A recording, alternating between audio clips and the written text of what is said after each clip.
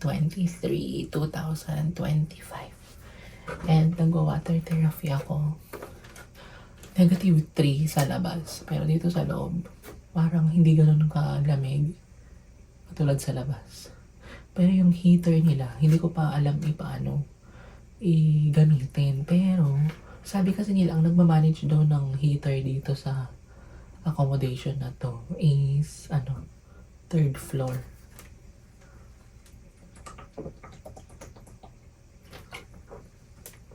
Hindi pa naman ako gutom. Ang kinain ko lang kagabi yung sandwich na binili ko sa E24 Mart.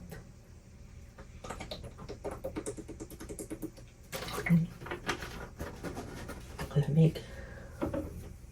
Lamig ng tubig. Pero hindi ganun kalamig, parang galing sa ref. Doon lang siya, nilagay ko lang siya doon. Tapos, may TV sila dito. Ito guys, itong accommodation. Color white siya.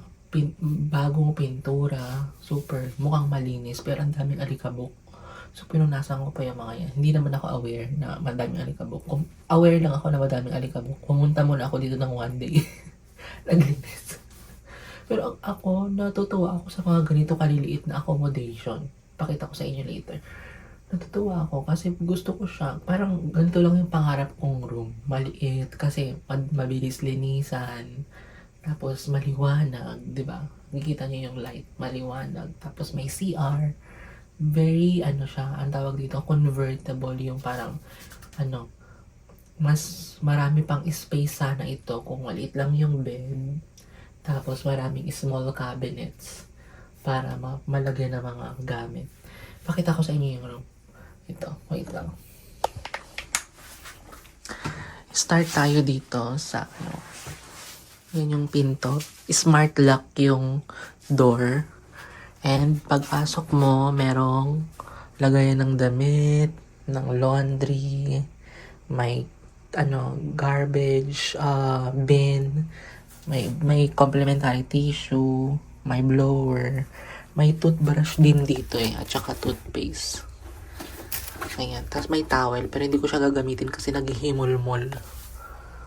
And ito yung water na binili ko. Mayroon silang binigay na wipes. Tapos yung CR, syempre affordable accommodation naman to. Huwag ka nang choosy me. Parang 8,000 for 5 nights ko na ito. Na book. 22 hanggang 27. Yung CR ganyan. May lagayan siya ng damit. And then may shampoo and conditioner. And sink. CR, walang bidet pero. Maganda yung CR nila. Okay naman, may shower, may hot and cold. Pero, grabe ang amoy ng guys, ng Pozo Negro dito. May amoy talaga. May tsinelas. Pero huwag ka na mag-choosy, ganyan talaga. Mura lang naman. And, meron silang salamin. Ang sarap linisan. Meron salamin din dito. Pero nililisan ko to kahapon kasi dito ako magsasalamin. And ito yung salamin na malaki, nakatayo na salamin. And dito ko nilagay yung 2 luggage ko and 2 window. Pero pag bukas mo ng window, another window na naman yun. Kaya hindi ko nabubuksan. May aircon and may lagayan ng damit dito kung may hanger kayo.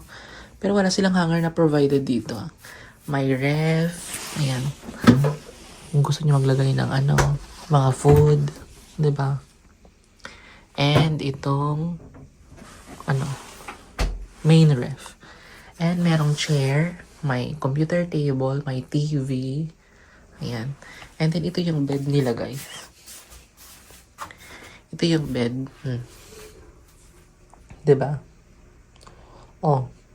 Okay siya, 'di ba? Parang siya double size na bed.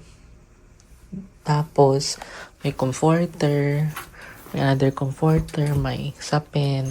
Ito yung pinaka-bed. Pero, meron heater itong bed, pero hindi ko na ginamit. Kasi baka matusta ako. Kapag hindi ko alam, hindi ko na ginagamit. Tapos, may saksakan sila dito. Kaya magdala kayo ng ganito. na saksakan. Kasi wala silang provided. Kasi ganun yung saksakan. Outlet nila o color, ay ano, shape na circle. Ito, binili ko ito sa Shopee, Omni.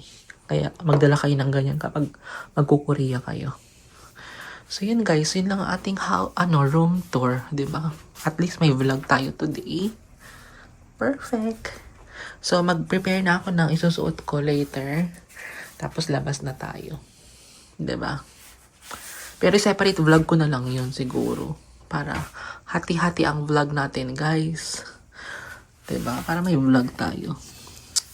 Ayan, water therapy lang ako. Sana nakikita niyo ako dyan maliwanag. Ay, ligo na ako guys. Prepare na ako for later.